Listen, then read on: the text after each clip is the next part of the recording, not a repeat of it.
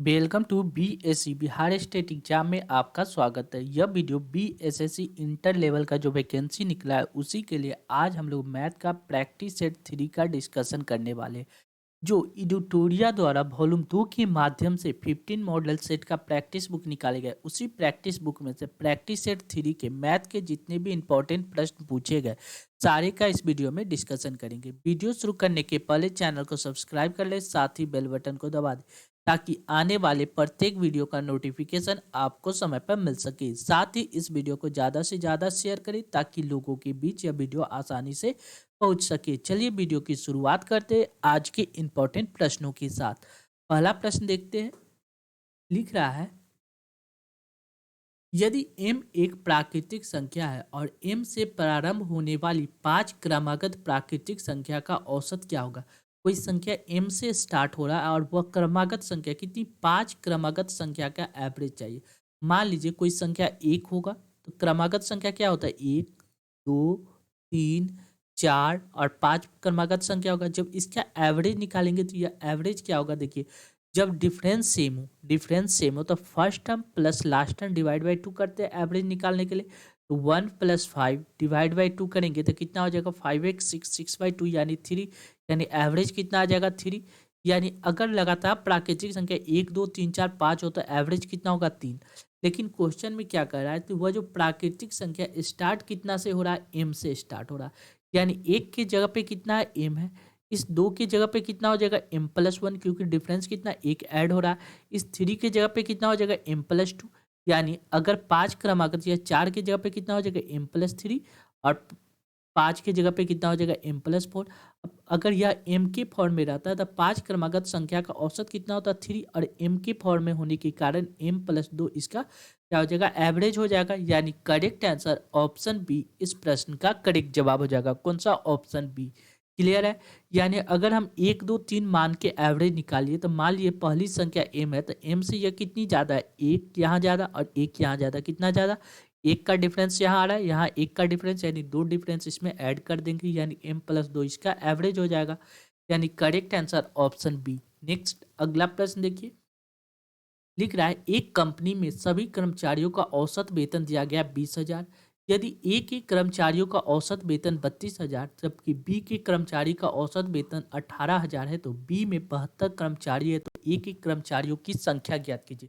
देखिए औसत वेतन कैसे निकालते हैं, जैसे टोटल इनकम यानी जितना इनकम हुआ उसमें से हम क्या करते हैं, टोटल एम्प्लॉय से डिवाइड कर देते हैं। टोटल एम्प्लॉय यानी जितने लोग काम कर रहे हैं उससे अगर हम डिवाइड कर देंगे तो क्या निकलेगा, एवरेज इनकम, यानी एवरेज वेतन, एवरेज इनकम निकल जाएगा। यानी total income divide by total employ, यानी ये दिया गया, औसत दिया गया। जब हम इसमें एलिगेशन लगाएंगे यानी एक ही कर्मचारियों की संख्या दिया गया, यहाँ यहाँ भी ए का औसत वेतन कितना दिया गया, 32,000। ठीक है, अब बी का औसत वेतन कितना दिया गया है, 18,000। इन दोनों को जब एक साथ मिलाया गया तो औसत वेतन कितना हो गया, 20,000। यानी 32,000 18,000 मिलके औसत कितना दे रहा है, 20,000। जब एलिगेशन लगाएंगे तो देखिए अब 20,000 में से 18,000 घटेगा तो कितना बचेगा, 2,000। 2,000 और 32,000 में से 20,000 घटेगा तो ये कितना आ जाएगा, 12,000। ठीक है, जब इसको काटिएगा तो डबल जीरो से डबल जीरो कैंसिल हो जाएगा, 2 से 12 कट जाएगा, यानी 1:6।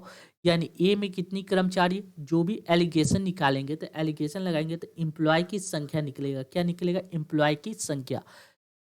एम्प्लॉय की संख्या निकल गई, यानी ए की कर्मचारियों की संख्या 1 होगा तो बी की 6। क्वेश्चन में कह रहा है बी की कर्मचारियों की संख्या 72 है, यानी 6 यूनिट का वैल्यू दिया गया 72, यानी 1 यूनिट का वैल्यू कितना हो जाएगा, 12। हमसे पूछ क्या रहा है, ए की कर्मचारियों की संख्या यानी 1 यूनिट का वैल्यू 12 है तो यानी ए में 12 से मल्टीप्लाई करेंगे तो रिजल्ट कितना आ जाएगा, 12। यानी करेक्ट आंसर ऑप्शन बी इस प्रश्न का करेक्ट जवाब होगा। कौन सा, ऑप्शन बी। क्लियर है। नेक्स्ट अगला प्रश्न देखिए। लिख रहा है, अर्धवार्षिक रूप से 10% वार्षिक दर के रूप में अनुरूप प्रभावी वार्षिक ब्याज की दर ज्ञात कीजिए। पहले दिया गया 10% वार्षिक दर, अब कह रहा है अर्धवार्षिक रूप से 1 वर्ष का हमको ब्याज चाहिए।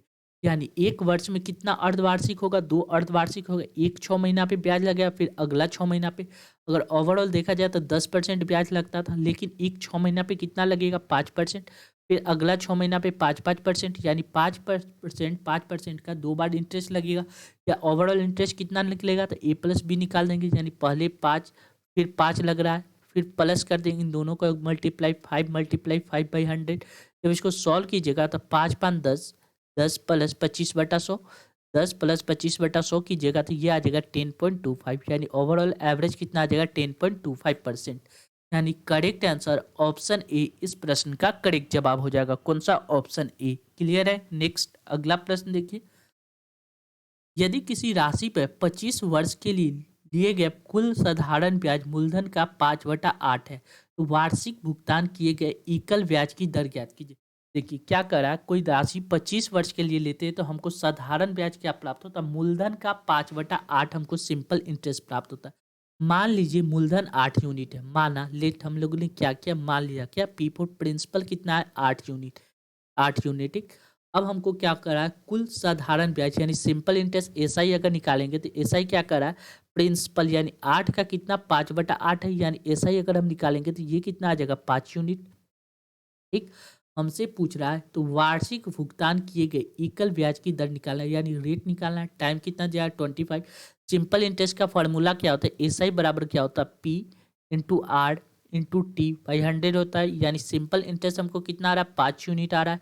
रेट कितना, प्रिंसिपल कितना दिया गया, 8 प्रिंसिपल दिया गया। रेट हमसे पूछ रहा है, रेट मान लेते आर है। टाइम कितना वर्ष दिया गया, 25 / 100। जब इसको सॉल्व कीजिएगा तो 25 से 100 कट जाएगा, 4 मरते, 4 से ये 8 कट जाएगा, 2 मरते, यानी रेट आर बराबर कितना हो जाएगा, 5/2।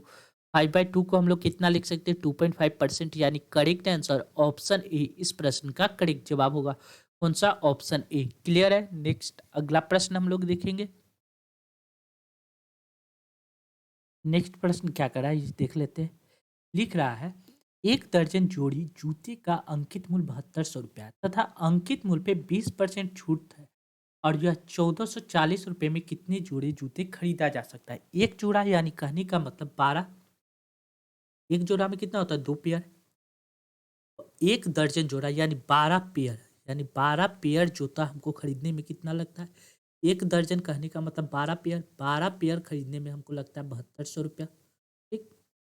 यानी अगर एक पेयर का बात किया जाए तो ये, और उसके बाद अंकित मूल्य पे हमको क्या करता है, 12 पेयर का अंकित मूल्य है 7200, उस पर क्या करा, 20% का छूट दे रहा है। 20% छूट देने का मतलब कितना हो जाएगा, 20% का फ्रैक्शन वैल्यू होता है 1/5, यानी 5 में 1 का छूट, यानी 4/5, यानी 7200 का कितना में, 4/5 में बेचा जा रहा है। जब इसको निकालिएगा तो ये 5 से कट जाएगा, कितना मरते देखिए, 5 × 5, 5, 5 × 5, 2 5 × 20, 5 × 20। ठीक, यानी 1440। अब यानी एक पेयर का अगर हम दाम निकालेंगे तो एक पेयर का दाम कितना हो जाएगा, 1440, 40 × 4 / 12, 12 से काटिएगा तो ये कट जाएगा, 12 मरते, 12×4 = 48, यानी 480 रुपया। यानी एक पेयर का दाम हो गया कितना, 480 रुपया। ठीक। हमसे पूछ रहा है तो 1440 रुपये में कितने जोड़े जूते खरीद सकते हैं, यानी एक जोड़े पेयर का दाम हो गया 480 रुपया। तो 1440 को 480 से जब डिवाइड करेंगे, ये कितना मरते कट जाएगा, तो आप देखिएगा तो ये कट जाएगा कितना, 0 से 0 कैंसिल, 4×3 = 12, 3 मरते, 8×3 = 24, यानी 3 मरते, यानी ये 3 मरते कट जाएगा। यानी इसमें अगर हम 3 से मल्टीप्लाई कर देंगे तो ये आ जाएगा 1440। इधर पेयर में भी 3 से मल्टीप्लाई करना पड़ेगा, 3, यानी 3 पेयर, यानी 1440 रुपये में हमको कितना पेयर जूता खरीदना पड़ेगा, 3 पेयर। क्वेश्चन में आंसर कौन सा होगा, ऑप्शन डी इस प्रश्न का करेक्ट जवाब हो जाएगा। कौन सा, ऑप्शन डी। क्लियर है। क्वेश्चन में कुछ नहीं करा था, करा था 12 पेयर का दाम दिया गया 7200, इस पे क्या करा, 20% का छूट दिया था, 20% छूट दे के हम लोग निकाल लिए। उसके बाद एक पेयर का दाम निकालिए, एक पेयर का दाम आ गया 480 रुपया, हमको खरीदना था 1440 रुपया। कितना पेयर जूता आएगा, तो 1440 को 480 से डिवाइड कर दी, यानी रिजल्ट में कितना आ गया, 3 पेयर, यानी correct answer option D. Next, एक दुकानदार के पास 2220 केजी चावल है। चावलों का एक भाग को वह 20% लाभ पे तथा शेष भाग को 12% लाभ पे बेचता है। उसे कुल मिलाकर 18% का लाभ होता है। 12% लाभ पे बेची गई मात्रा क्या होगा? सिंपल सा क्वेश्चन है, एलिगेशन लगा देते हैं। देखिए, एक पे 20% का प्रॉफिट पे बेच रहा है, दूसरा क्या करा है 12% का प्रॉफिट पे बेच रहा है। दोनों को जब एक साथ मिलाया गया तो ये क्या करा 18% का प्रॉफिट हो रहा है। यानी 12 एलिगेशन लगाएंगे तो 12 में से 18 जाएगा तो कितना आ जाएगा 6। 20 में से 8 जाए 18 जाएगा तो 2 काट दिया, 2 तेज हो, यानी 3:1 के अनुपात में क्या था, चावल का बिक्री कर रहा था।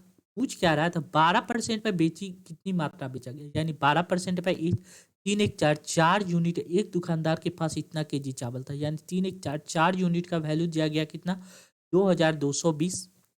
यानी एक यूनिट का वैल्यू कितना हो जाएगा 4 × 5 = 20, 4 × 5 = 20, 4 × 5 = 20 यानी 555। हमसे पूछ क्या रहा है तो 12% लाभ यानी एक यूनिट का ही वैल्यू निकाल रहा है, तो यानी 555 केजी इसका करेक्ट आंसर होगा कौन सा, ऑप्शन ए। नेक्स्ट अगला प्रश्न देखेंगे।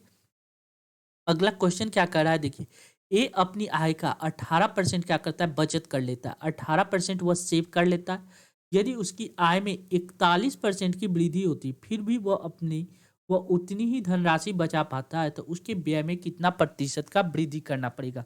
देखिए हमको क्या पता है, आय यानी इनकम माइनस एक्सपेंडिचर, जितना वह खर्च करता है उस वो इनकम में से एक्सपेंडिचर को घटाने पे क्या प्राप्त होता है, सेविंग प्राप्त होता है। ये बात तो हमको पता है। एक व्यक्ति अपनी आय का 18% बचत करता है, यानी 100 रुपया अगर उसका इनकम है, इनकम अगर 100 रुपया है, वो क्या बचा रहा है कितना 18 रुपया। यानी वह खर्च कितना करेगा, 100 में से कितना घटाएंगे तो 18 आएगा। तो आप देखिएगा तो 100 में से 82 को अगर घटाने पे 18 आ जाता। पहले एक्सपेंडिचर उसका कितना था 82। अब क्या करा है, यदि उसकी आय में 41% का वृद्धि हो जाए, पहले इनकम 100 रुपया था, अब उसमें कह रहा है कि 41% का वृद्धि, यानी 100 में 41% का वृद्धि होने का मतलब इनकम कितना हो जाएगा 141 रुपया। और फिर वह उतनी ही धनराशि बचाता है, पहले भी 18 रुपया सेविंग करता था, आज भी वह 18 रुपया सेविंग करेगा। एक्सपेंडिचर वह खर्च कितना करेगा, तो 41 में से कितना घटाएंगे तो 18 आएगा। तो आप देखिएगा तो 123 को घटाना पड़ेगा 123। पूछ रहा है उसकी व्यय में कितना प्रतिशत का वृद्धि हो गया। पहले एक्सपेंडिचर वह कितना करता था 82 रुपया, अब वह कर रहा है 123 रुपया, यानी कितना का वृद्धि, यानी 82 से चला गया कितना 123 रुपया।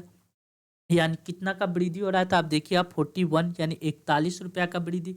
या पूछ रहा है कितना परसेंटेज पूछ रहा है, किस पे वृद्धि हो गया 82 पे, यानी 41 का वृद्धि किस पे 82 पे गुने 100। जब इसको सॉल्व की जाए तो 41 दूना 82, 2 से 100 कट जाएगा 50%, यानी एक्सपेंडिचर कितना हो जाएगा 50%। यानी करेक्ट आंसर ऑप्शन सी इस प्रश्न का करेक्ट जवाब हो जाएगा कौन सा, ऑप्शन सी। क्लियर है। नेक्स्ट अगला प्रश्न देखिए। 3 व्यक्ति है पी क्यू आर एक वृत्ताकार ट्रैक पर क्रमशः 3 किलोमीटर प्रति घंटा, 6 किलोमीटर प्रति घंटा और 4 किलोमीटर और 6 किलोमीटर प्रति घंटा की चाल से दौड़ता है। यदि ट्रेन की लंबाई 36 किलोमीटर है, ट्रैक की लंबाई, तो वे फिर से शुरुआती बिंदु पे कितने समय के बाद मिलेंगे। सबसे पहले हमको टाइम निकालना है।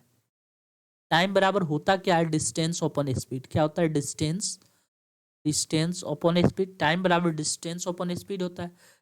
अगर हम पी का स्पीड निकाल सकते हैं, पी का टाइम कितना हो जाएगा, पी का टाइम हो जाएगा 36 डिवाइड बाई 3, यानी 3 से डिवाइड किया 3 का 3, 3 दूना 6, 12 3 36। क्यू का टाइम अगर निकालेंगे तो ये आ जाएगा कितना 36 डिवाइड बाई 4, 36 को 4 से डिवाइड 9 चौक 36 यानी 9 मरते। और आर का टाइम निकालिएगा तो 36 डिवाइड बाई 6 यानी 6 36 6 मरते। यानी टाइम कितना आ गया पी क्यू और आर का टाइम हमको निकल गया 12 9 और 6। अब हमसे पूछ रहा है मीटिंग टाइम कितने समय के बाद वह मिलेगा। तो आपको कुछ नहीं करना है, इन तीनों का एलसीएम ले लीजिए। 12 9 और 6 का एलसीएम लीजिएगा तो ये एलसीएम आपको आ जाएगा कितना 36, यानी 36 घंटा, यानी 36 घंटा के बाद वे तीनों आपस में आके फिर से मिल सकते हैं। यानी करेक्ट आंसर ऑप्शन बी इस प्रश्न का करेक्ट जवाब हो जाएगा कौन सा, ऑप्शन बी। क्लियर है। नेक्स्ट अगला प्रश्न देखेंगे हम लोग। लिख क्या रहा है, एक बस स्टैंड से हर 50 मिनट के बाद एक बस समान दिशा में चलना शुरू करता है, यानी 50 मिनट के बाद एक वो बस चलना शुरू करता है। मोहित विपरीत दिशा में 50 किलोमीटर प्रति घंटा की चाल से आगे बढ़ रहा है। ठीक, यदि मोहित प्रत्येक 10 मिनट में मिलता है बस से तो बस की चाल ज्ञात कीजिए। देखिए यहाँ बस स्टैंड है, यहाँ पे मोहित है। ठीक, बस स्टैंड से हर 50 मिनट के बाद एक बस चलता है। अब मोहित का स्पीड कितना, मोहित का हर 10 मिनट के बाद मोहित से कोई एक बस आके यहाँ से यहाँ मिल जाता है। फिर मोहित 10 मिनट आगे बढ़ता है तो फिर दूसरा बस आके मोहित से मिल जाता है। फिर 10 मिनट आगे बढ़ेगा तो फिर तीसरा वर्ष आके मोहित से मिल जाएगा। यानी ये काम होते रहता है। क्या अब मोहित का स्पीड क्या दिया गया, अपोजिट स्पीड में कितना दिया, 50 किलोमीटर प्रति घंटा की चाल से मोहित चल रहा है। यानी क्वेश्चन में क्या दिया गया, एक तरफ बस है, बस बस अपना इस टाइम से चलता है, और एक तरफ बस प्लस मोहित, बस प्लस मोहित, ठीक। दोनों का मोहित, दोनों कब मिलता है, 10 मिनट के बाद दोनों आपस में मिलते हैं। यानी बस 50 मिनट की रफ्तार से चलता है, मोहित और बस का मीटिंग टाइम कितना है, 10। यानी ये दिया गया टाइम का रेशियो। अगर टाइम का रेशियो दिया गया है, यहाँ पे दिया गया है क्या चीज, टाइम का रेशियो दिया गया है 50 और 10। अब हम यहाँ से स्पीड का रेशियो निकाल सकते हैं, दोनों का स्पीड चेंज हो जाएगा, क्योंकि जब डिस्टेंस है यानी 10:50। कहने का मतलब बस का स्पीड अगर इसको काट दिया, 0 से 0 कैंसिल, यानी 1:5। यानी बस एक का स्पीड से चलता है, तो मोहित और बस का स्पीड देखिएगा तो एक बस का है, मोहित का कितना होगा, 4 स्पीड होगा। मोहित का स्पीड कितना दिया गया, 50 किलोमीटर प्रति घंटा। यानी 4 का वैल्यू दिया गया कितना, 50 किलोमीटर प्रति घंटा, ठीक। यानी हमसे पूछ क्या रहा है, तो बस की चाल कितना है, बस की चाल कितना है, 1 यूनिट। यानी 4 यूनिट का वैल्यू 50 है, तो 1 यूनिट का वैल्यू कितना हो जाएगा, 50/4। 50 को 4 से डिवाइड कीजिएगा तो ये आ जाएगा कितना, 12.5 किलोमीटर प्रति घंटा। यानी करेक्ट आंसर ऑप्शन सी इस प्रश्न का करेक्ट जवाब हो जाएगा। कौन सा, ऑप्शन सी। नेक्स्ट, कुछ व्यक्ति किसी काम को 90 दिन में पूरा कर सकते हैं। यदि 10 व्यक्ति कम कर दिया जाए तो वह कार्य पूरा होने में 10 दिन अधिक लगेंगे। शुरू में व्यक्तियों की कुल संख्या कितना था, मान लीजिए शुरू में व्यक्ति n था, n व्यक्ति अकेला उस काम को कितना 90 दिन में कर लेता। लेकिन अब व्यक्तियों की संख्या में 10 की कमी हो गया, यानी अब व्यक्ति कितना हो गया, n-10। वह जो समय कितना ले रहा है, 10 दिन अधिक। पहले 90 दिन लेता था, तो अब कितना दिन होगा, 10 दिन अधिक, यानी 100 दिन में काम कंप्लीट हो जाएगा। जब इसको सॉल्व कीजिएगा तो 0 से 0 कैंसिल, यानी 9n बराबर हम लोग लिख सकते हैं 10n-100, 10n-100। यानी 100 को इधर ले आएंगे, 100 बराबर कितना हो जाएगा, n, यानी n प्रारंभिक में n यानी व्यक्तियों की संख्या कितना था, 100। यानी करेक्ट आंसर ऑप्शन डी इस प्रश्न का करेक्ट जवाब हो जाएगा। नेक्स्ट, ए किसी काम को 8 दिन में कर सकता है, जबकि बी उसी काम को 18 दिन में कर सकता है। ए कोई काम को कितना दिन में कर रहा है, 8 दिन में। बी अगर लिया जाए तो बी उसी काम को कितना, 18 दिन में कंप्लीट करता है। यानी 8 और 18 का एलसीएम लीजिएगा तो ये एलसीएम आपको कितना आ जाएगा, 8 और 18 का एलसीएम आ जाएगा कितना, 72, नॉट 72। 8 से काटिएगा 72 को तो 9 मरते कट जाएगा, ये कट जाएगा, 18 से 72 कट जाएगा 4 मरते। अब क्या करा, 20 से शुरू करते हुए यदि वे दोनों बारी बारी से हर दिन काम करे तो काम कितने दिन में शुरू होगा। पहले बी काम करेगा, फिर ए काम करेगा, यानी ए और बी यानी 2 दिन में कितना काम कर लेगा, बी 4 काम करता और ए 9 काम, यानी 9×4=13। यानी 2 दिन में कितना काम कंप्लीट हो गया, तो 13 काम कंप्लीट हो गया, 13। हमसे टोटल काम कितना कराना है, 72। 13 में कितना से मल्टीप्लाई करेंगे तो 72 आ जाएगा। जब 72 तो आएगा नहीं, या तो ज़्यादा आएगा या कम आएगा। 13×5 से मल्टीप्लाई करेंगे तो 5 से इधर भी मल्टीप्लाई करना होगा, 5×2=10, यानी 10 दिन में कितना काम हो गया, 13×5 काम को कंप्लीट हो गया। कितना, 13×5। रेस्ट कितना वर्क बच गया, रेस्ट वर्क कितना बच गया, टोटल 72 काम था जिसमें से हमने 65 काम कंप्लीट कर लिया, तब बचा कितना, 72 में से 65 घटाएगा तो 7, यानी 7 कार बच गया। अब बारी किसका आएगा, बी का बारी आएगा। तो बी एक दिन में कितना काम कर लेगा, बी आता है, और एक दिन में बी कितना काम कर लेगा, तो बी एक दिन में 4 काम कंप्लीट कर लेगा। कितना, 4, यानी कितना टोटल काम कितना हो जाएगा। अब रेस्ट वर्क कितना बच जाएगा, बी एक दिन में आके 4 काम कंप्लीट कर लिया। अब रेस्ट वर्क कितना हो जाएगा, 7-4, यानी 4×3=7, यानी 3 काम बच गया। 3 काम किससे करवाना है, ए से। तो ए एक दिन में कितना, 9 काम करता है, तो ए 3 काम को करने में कितना लेगा, 3/9। 9 से डिवाइड कीजिएगा, 3×9 यानी 1/3, यानी ए कितना काम लेगा, ए 1/3 दिन में कितना काम कर लेगा, वह 3 काम कंप्लीट कर लेगा। यानी टोटल काम हो गया 72। 72 काम करने में 10×1=11, 11.1/3 समय लगेगा। कितना, 11.1/3, यानी करेक्ट आंसर ऑप्शन ए इस प्रश्न का करेक्ट जवाब हो जाएगा। कौन सा, ऑप्शन ए। क्लियर है। नेक्स्ट, 40% दूध वाले घोल में 1 लीटर में 60 लीटर पानी मिलाया जाता है, जिसमें पानी की सांद्रता 70% हो जाती है। एक्स का मान ज्ञात कीजिए। 40% का अगर फ्रैक्शन वैल्यू देखा जाए तो ये कितना, 20% का फ्रैक्शन वैल्यू होता है 1/5, और यह 20 का कितना है, दुगना है, यानी 2/5, यानी 40% का फ्रैक्शन वैल्यू कितना हो जाएगा, 2/5। यानी टोटल मिश्रण कितना है, 5 लीटर का। 5 लीटर का टोटल मिश्रण है, जिसमें से 2 लीटर क्या है, दूध है, यानी 2x दूध है। तो पानी की मात्रा कितना हो जाएगा, ये हो गया मिल्क, और नीचे वाटर, वाटर की मात्रा कितना हो जाएगा, 3x। ठीक है। अब पूछ रहा है 60 लीटर पानी मिलाया जाए, वाटर कितना, 60 लीटर हमने मिला दिया। अब मिलाने के बाद ये क्या हो जाता है, इसमें 70% पानी की मात्रा कितना हो जाता है, 70%। पानी अगर 70% है तो मिल्क कितना हो जाएगा, 30%। जब इसको सॉल्व किया जाए तो 0 से 0 कैंसिल, 7×2 = 14, यानी 14x बराबर कितना हो, 3×9 9x प्लस 4×18 180। 14 को x में से 9x के को हटाइएगा तो ये कितना आ जाएगा, 5x।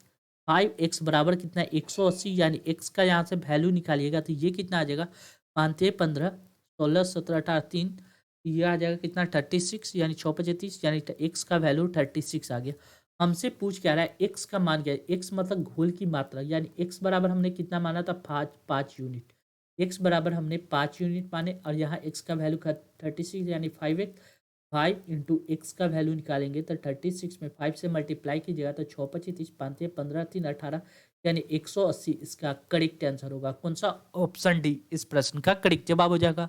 नेक्स्ट, 3 साझेदार है PQR इस प्रकार लाभ साझा करते हैं कि P के हिस्से का 4 गुना, P के हिस्से का कितना, 4 गुना, Q के हिस्से के 5 गुना, Q के हिस्से का कितना, 5 गुना, और R के हिस्से के 8 गुना आपस में बराबर है।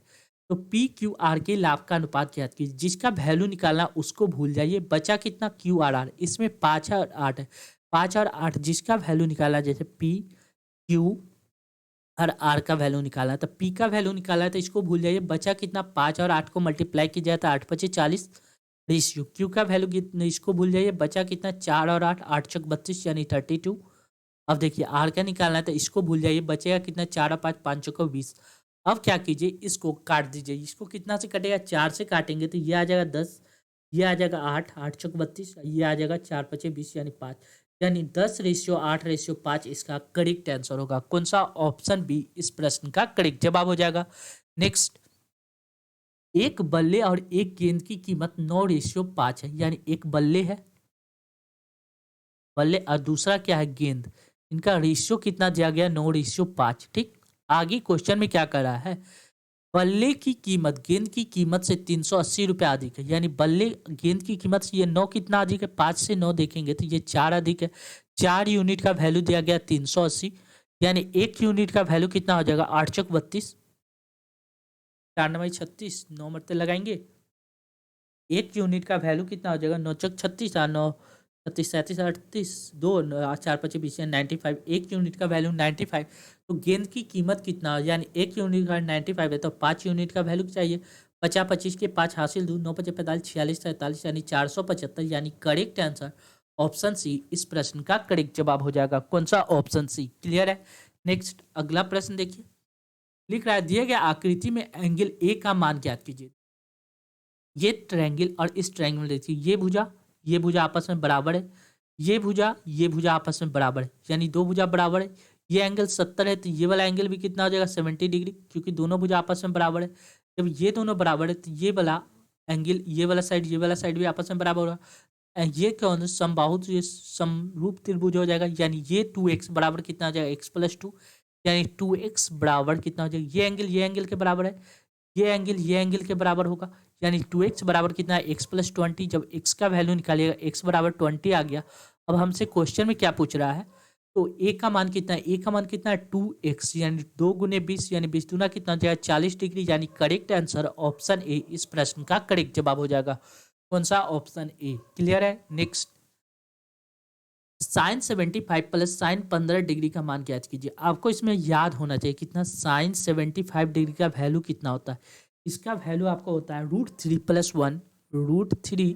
+ 1 डिवाइड बाय कितना, 2√2। ठीक। और यही sin 15 डिग्री का मान भी सेम होता है। देखिए sin 15 डिग्री का मान ज्ञात कीजिएगा, ये आ जाएगा कितना, √3 - 1 डिवाइड बाय 2√2। अब इन दोनों को ऐड कीजिएगा, क्या करना है, ऐड करेंगे तो ये आ जाएगा sin 15 sin 75 plus sin 15 sine 15, जब इनको तो एल ऐड की जाए तो 2√2 एलसीएम ले लेंगे, 2√2 एलसीएम ले लेंगे तब बचेगा ऊपर कितना √3 + 1, अब +√3 -1 +1 कैंसिल हो जाएगा, बचेगा कितना 2√3 डिवाइड बाय कितना 2√2, 2 से 2 कैंसिल, यानी रिजल्ट कितना आ जाएगा √3/2, यानी करेक्ट आंसर ऑप्शन सी इस प्रश्न का करेक्ट जवाब हो जाएगा। कौन सा? ऑप्शन सी। नेक्स्ट, दी गई भिन्न में सबसे बड़ी और सबसे छोटी भिन्न का योग ज्ञात कीजिए। कितना दिया गया? 6/5, 11/15 और कितना दिया गया? 4/7 और दिया गया 5/13। हम क्रॉस मल्टीप्लाई करके हम सबसे बड़ा और सबसे छोटा भिन्न क्रॉस मल्टीप्लाई कीजिएगा तो ये कितना हो जाएगा? 15 छक्का 90, 11 पचे 55, 11 पचे 55। ठीक, अब देखिए 7 छक 42 और 5 को 20, यानी इससे ये छोटा है। अब देखिए 11 सत्ते 77 और 15 चौको 60, 11 सत्ते 77 आ रहा है, 15 चौको 60 आ रहा है, ये बड़ा आएगा, इससे छोटा ये वाला संख्या है। ठीक, अब देखिए ये 13, 13 छक 78 और 50 25, ये वाला बड़ा, यानी सबसे बड़ा भिन्न कितना आ गया? 6/5 सबसे बड़ा भिन्न हो गया बी। ठीक, बी फोर बड़ा। और सबसे छोटा भिन्न का बात किया कीजिए, इन दोनों में चेक कर लेंगे। 13 का 52 और 7 पचे 35, यानी 52 आ रहा है, ये 35 आ रहा है, यानी सबसे छोटा यानी स्मॉल भिन्न कितना हो जाएगा? 5/13। सबसे बड़ा हम लोग क्रॉस चेक किए तो 6/5 आया और ये आ गया 5/13। जब इन दोनों को ऐड कीजिएगा तो ये कितना आ जाएगा? देखिए 13 पचे 65, एलसीएम 65 ले लेंगे, अब ये आ जाएगा 13 78 78, 50 25, यानी 78 में 25 जोड़िएगा तो 8 2 10 3 13, 3 हासिल 1 7 3 10, 103/65, यानी करेक्ट आंसर ऑप्शन डी इस प्रश्न का करेक्ट जवाब हो जाएगा। कौन सा? Option D. नेक्स्ट, दो संख्या का एलसीएम और एचसीएफ के बीच का योग और अंतर क्रमशः दिया गया। एक संख्या इतना है तो दूसरी संख्या ज्ञात कीजिए। हमको क्या दिया गया? एलसीएम प्लस एचसीएफ दिया गया है। क्या? एलसीएम प्लस एचसीएफ, एलसीएम और एचसीएफ का योग कितना दिया गया? ये दिया गया 512। ठीक, यहाँ LCM minus HCF, LCM minus HCF दिया गया 496। ठीक, अब इन दोनों को क्या कीजिए? ऐड कर देंगे, ऐड करेंगे तो एचसीएफ से एचसीएफ कैंसिल हो जाएगा। 2 एलसीएम बराबर कितना हो जाएगा? 6 2 8, 9 1 10 के शून्य हासिल है, 5 9 1 10, यानी 1008। ठीक, जब इसको डिवाइड कीजिएगा तो 2 से तो एलसीएम हमको निकल जाएगा, 2 पचे 10, 5 0 2 चौक 8, 504 एलसीएम आ गया। एचसीएफ निकालिएगा तो एलसीएम में से एचसीएफ घटा दिया, यानी 512, 512 में से हम लोग 508 4 को घटाएंगे तो ये कितना आ जाएगा? 8, एचसीएफ 8 आ गया। एक संख्या इतनी थी, दूसरी संख्या क्या होगा? यानी हमको एक फॉर्मूला पता है, first number multiply second number, first number multiply second number बराबर क्या होता है? एलसीएम मल्टीप्लाई एचसीएफ, एलसीएम को एचसीएफ से मल्टीप्लाई करना। फर्स्ट नंबर हमको दिया गया 72, हमसे पूछ रहा है दूसरी संख्या यानी सेकंड नंबर, एलसीएम दिया गया 504 मल्टीप्लाई एचसीएफ कितना दिया गया? 8। जब इसको सॉल्व कीजिएगा तो सेकंड नंबर बराबर कितना हो जाएगा? 504 मल्टीप्लाई 8 डिवाइड बाय 72, 9 8 72, 9 मरते कट जाएगा, 9 पचे 45, 9 से कट जाएगा, 9 पचे 45, 9 पच्चे 5 मरते लगाएंगे तो 45, 45, 45, 54, 9 छक 54, यानी 56, यानी करेक्ट आंसर ऑप्शन सी इस प्रश्न का करेक्ट जवाब हो जाएगा।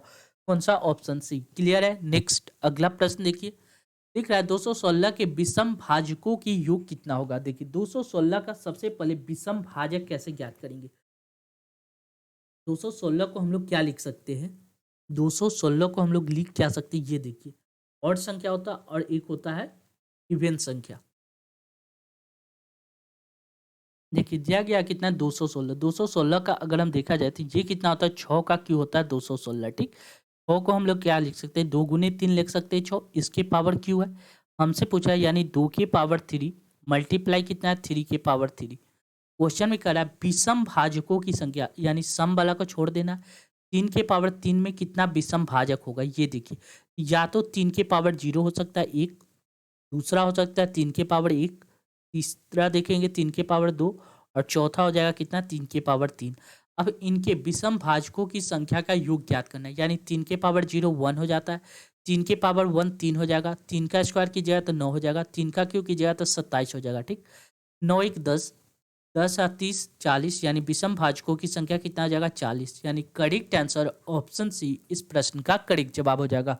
कौन सा? Option C. क्लियर है? नेक्स्ट अगला प्रश्न देखेंगे, लिख रहा है वह बड़ी से बड़ी संख्या ज्ञात कीजिए जिसमें 49, 147, 322 को विभाजित करने पे प्रत्येक स्थिति में समान शेष बचे।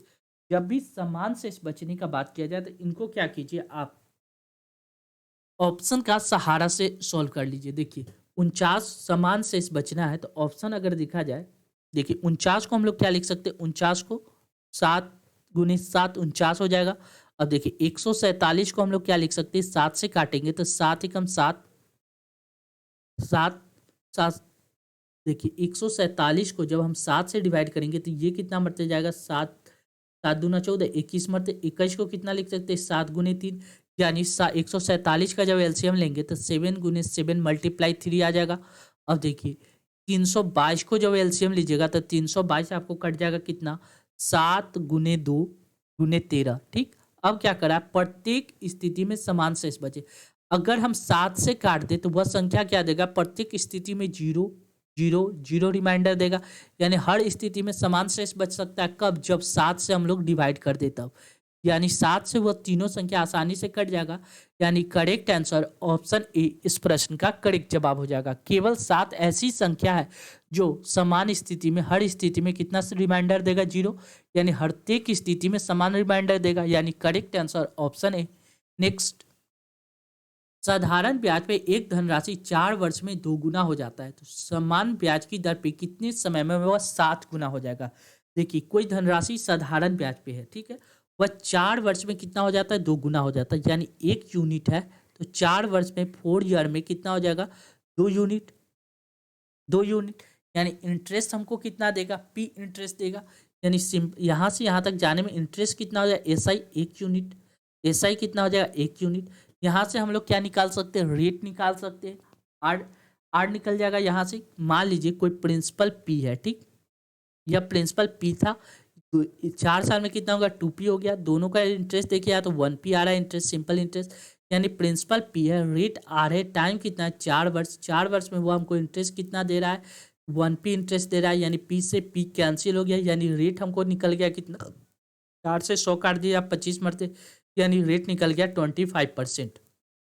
ठीक, अब क्वेश्चन में क्या करा है, समान ब्याज की दर पे कितने समय में वह 7 गुना हो जाएगा। जब कोई राशि 1 है वह 7 गुना हो जाएगा, यानी 1 से 7 होने पे इंटरेस्ट कितना देगा, 6 यूनिट। यानी मान लीजिए कोई प्रिंसिपल पी है, ठीक, वह रेट ऑफ इंटरेस्ट कितना, 25%।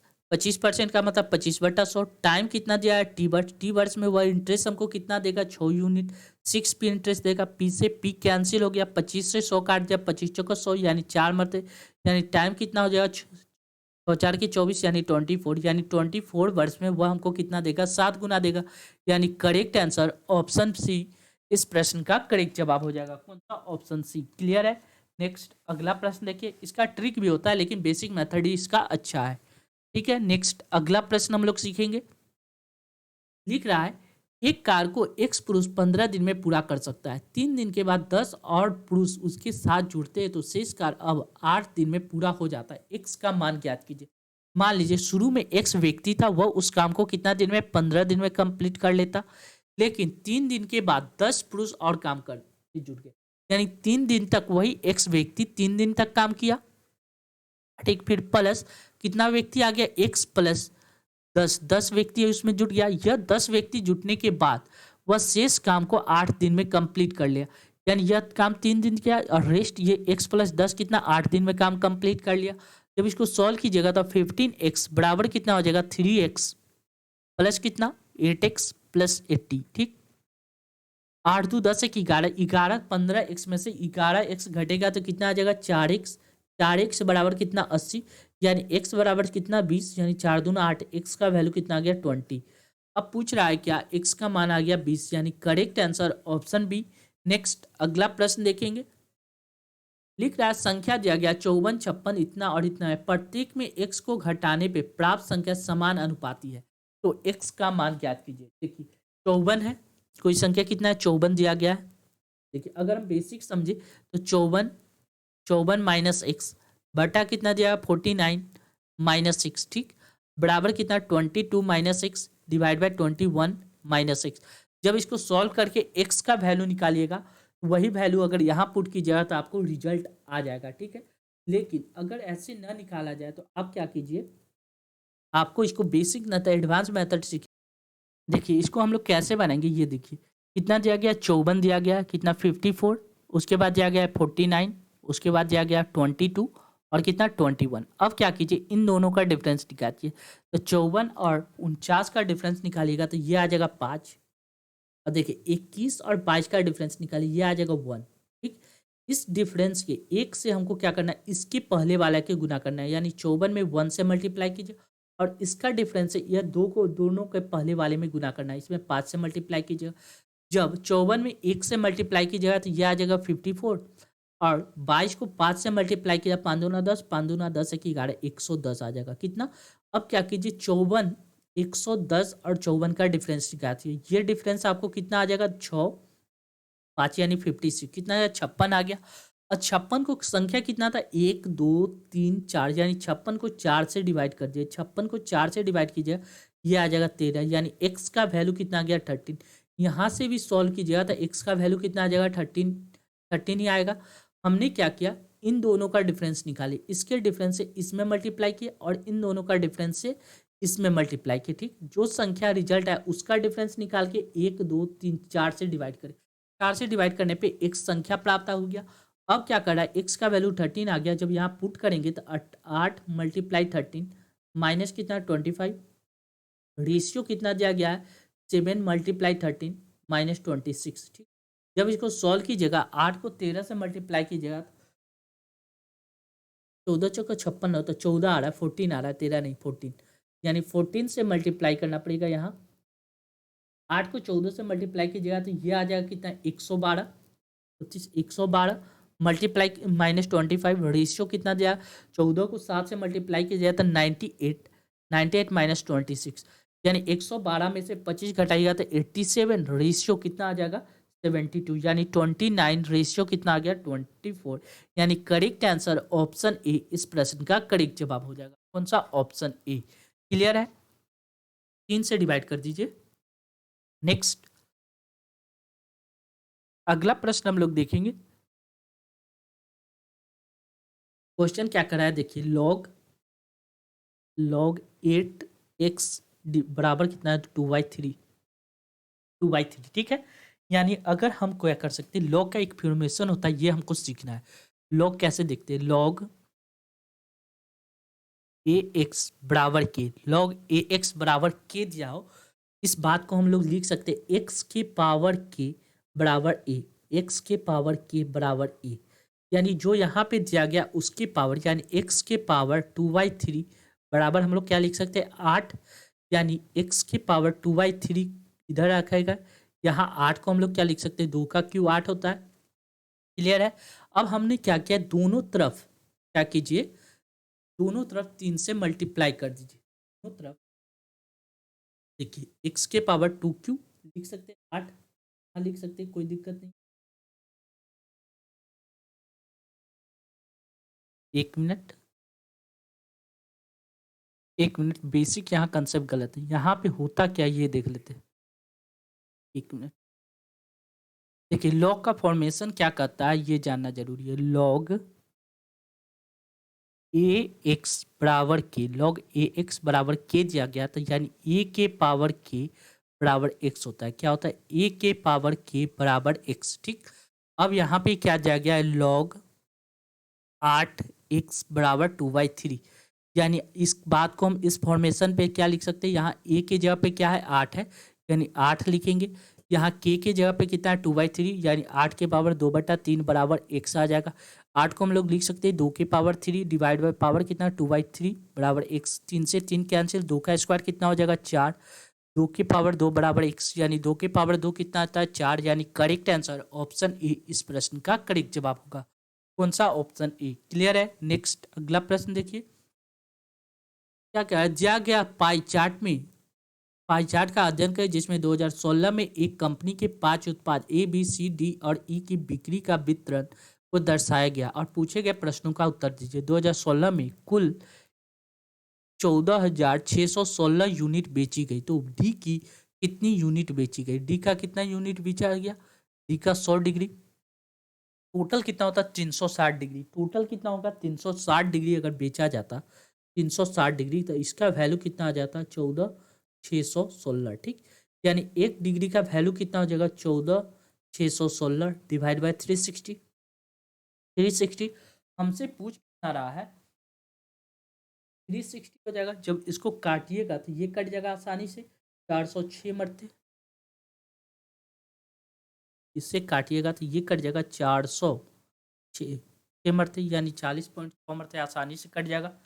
अब देखिए अब हमसे पूछ क्या रहा है तो डी का, डी मतलब कितना 100 डिग्री का, यानी 1 डिग्री का वैल्यू इतना है तो 100 डिग्री का वैल्यू कितना 100 डिग्री बराबर कितना हो जाएगा 40.6 मल्टीप्लाई 100, जो 100 से मल्टीप्लाई कीजिएगा तो यह आ जाएगा 4060, यानी करेक्ट आंसर ऑप्शन सी इस प्रश्न का करेक्ट जवाब हो जाएगा। कौन सा? Option C. क्लियर है? चलिए next. Thank you for watching this video. ऐसे वीडियो पाने के लिए अपने channel BSc Bihar state exam को सब्सक्राइब कर ले, साथ ही इस वीडियो को ज़्यादा से ज़्यादा शेयर करें ताकि लोगों के बीच यह वीडियो आसानी से पहुंच सके। Thank you once again.